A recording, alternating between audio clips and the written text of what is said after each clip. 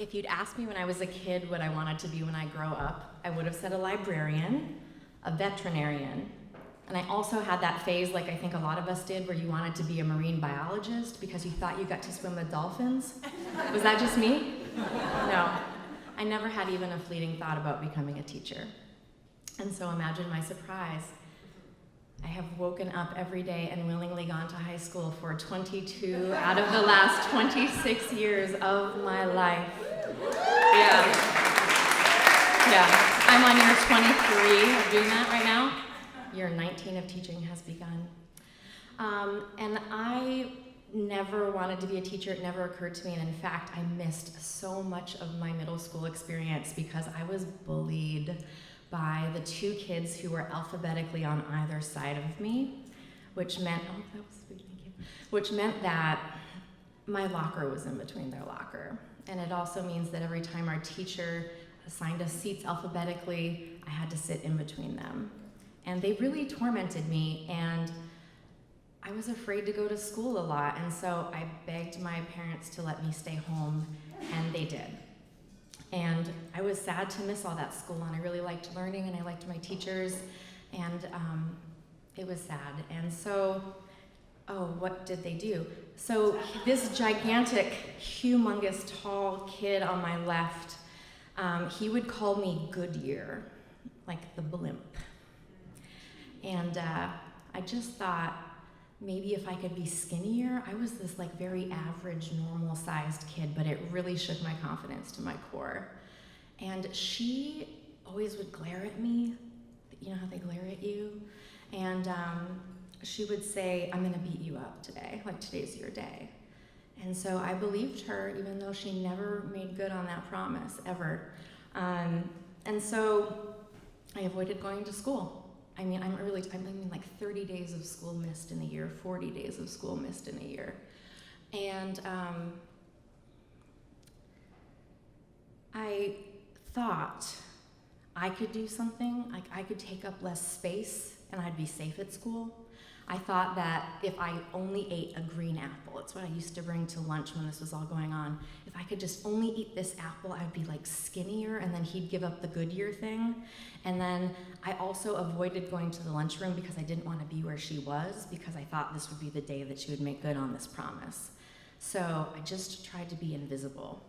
I tried to not take up space. And I don't think that I ever told an adult. It like never occurred to me to tell an adult. And so now I'm the adult, right? And I'm at school every day. And I'm trying like hell to make school safe for my students because I didn't feel that way. And so I do things like this year I said, I'm gonna take a sip of water. I'm Miss Candland. I want you to call me Miss Candland, not Candland or anything else, or Mrs. Candland. My dad's Mr. Candland. And my pronouns are she, her, hers. And so you can say like you're going to her class or she gave you homework, that's great. And I never really thought about what that might do for a kid until this year actually, when 2 weeks ago I'm going desk to desk to desk, talking to kids, getting to know them a little bit. And the kid says to me, actually I use a different name and pronouns than what's on the attendance sheet. I just wanted to let you know. And so what I realized in talking to a couple of other teachers is that I'm the only teacher and the first teacher that was told that information, and I think it's just because I was the one to like bring it up. And it reminds me of last year when I have this extra desk chair. I always leave it next to my desk, and I don't have doors. My door is always open to my students because I don't have a door, literally, in 19 years of teaching, or a window. But anyway, it's fine. My department head is here, and he has a window, and it looks nice.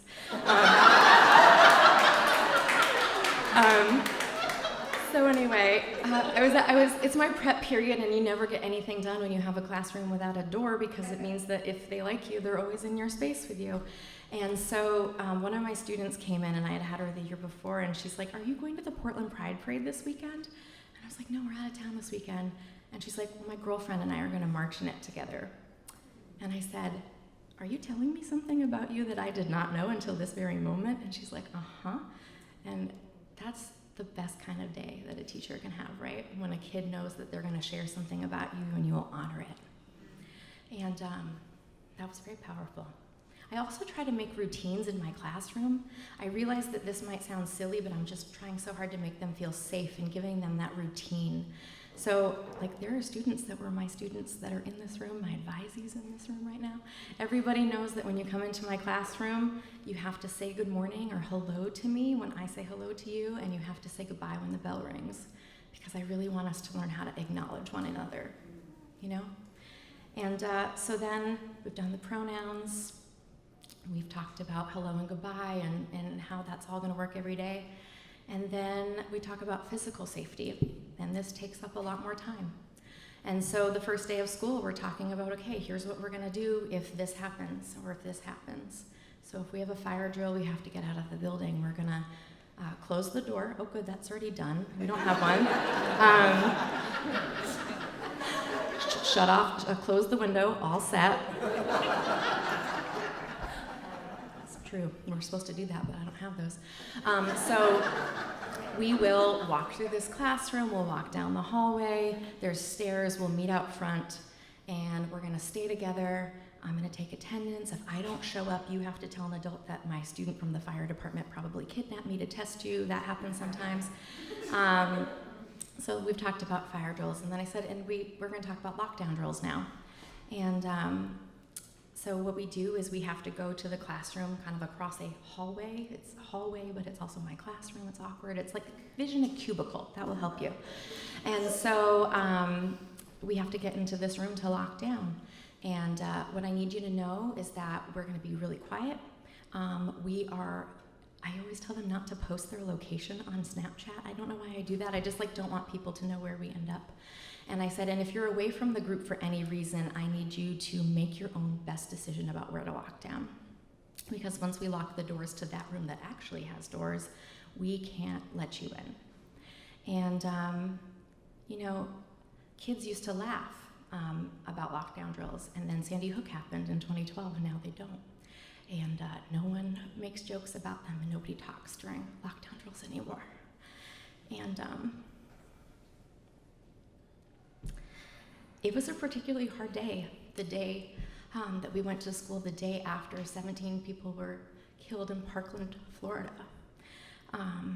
So we walked into the building, and we were greeted by the sheriff's department and the police department, and we could only use the front door. And it was because there had been, in the wake of the shooting, there had been, everyone's anxiety was very high, and so there had been a couple of reports of students who might want to hurt us.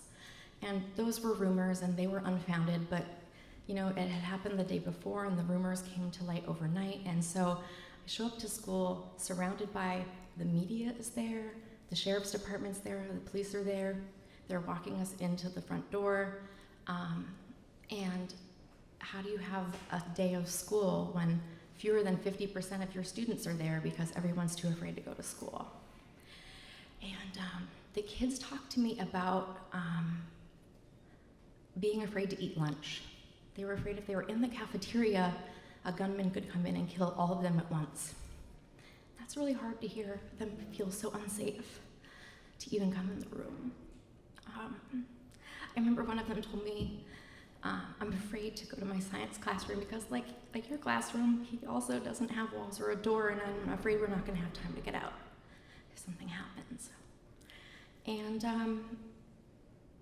that day ended. It was vacation, it was time to take a beat. And then 3 weeks later, there was an actual threat of violence posted online about targeting our school. And a former student was arrested. And then right after that, we heard another bit of rumor about something, and we had to go into lockdown during lunch period just to confirm and track down, and it was a misunderstanding, and everyone was safe, and it was fine. But those things really affect your psyche, and I'm thinking about I'm trying to be a teacher, and I teach world religions and government and economics and American foreign policy, but how do you get through learning about that stuff if you're not even sure if it's okay to come in the doors? And so I asked the principal, I said, we were just so exhausted. It had been going on for like 3 weeks. This like just, are we safe? Are we safe? There's another threat, and we're just spent. And so I asked the principal, can I organize therapy dog visits? And she said, yes, like right away, like right out of her mouth, she was like, yes, you can. So I organized that therapy dogs would come to school for 2 weeks in a row. They'd stay for 2 hours in the front lobby. And if you're allergic to dogs, don't come to the lobby that day, you know? Like, and we had this assembly about student safety, because like students take it seriously. It's their lives and our lives. And we had this assembly that they could ask their questions about school safety, and I got to announce at that point that we were bringing the therapy dogs in, and like just the like wave of like relief and joy. People squealed and they clapped and they cheered. Just like the idea that like we would have something to look forward to going to school for, and it wouldn't be this like scary place that we've been trapped in for all these weeks, just this fear and fear and fear. And the therapy dog visits were awesome. I mean, how could they not be? And so I even met kids I had never seen in the building before, and our school's not that big. It's like 715 kids. And I sat on the floor with kids. They told things to me. They told things to the dog handlers. They talked to the dogs. One of my students told me that he was having a hard time sleeping, that all of this was really impacting him, and he was really feeling anxiety for the first time in his life. And I heard a young student that I didn't know say to the dog, she said, "We've been really sad and you made it better." Yeah, and you know, that's all we can do as teachers, right? Like we can try to make it better as kids navigate this world and be a bonus adult who like cares profoundly about them, and we try to make it safe for them. You know, and I think back to that like terrified middle schooler that I was. And I didn't have a voice back then, but like now I do, and I can use it to protect myself and the people that I care about, and they're my students. And I think that the middle schooler that I was, this like terrified person, would be really proud of this person that I grew up to be. I didn't even know I could. And I hope that you've had a good teacher, right? And I hope that you'll think to send them a note and say, I saw that thing that you did and it mattered to me. And I can assure you that your teachers will delight in knowing that they have impacted you. And I know for me, I will care about my students forever, and it is why I can't leave high school just yet.